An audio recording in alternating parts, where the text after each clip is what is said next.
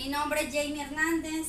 Llevo aproximadamente 2 años con mi emprendimiento, que es el alquiler de lavadora, y pues estoy pidiendo a las agentes gubernamentales, a la alcaldía,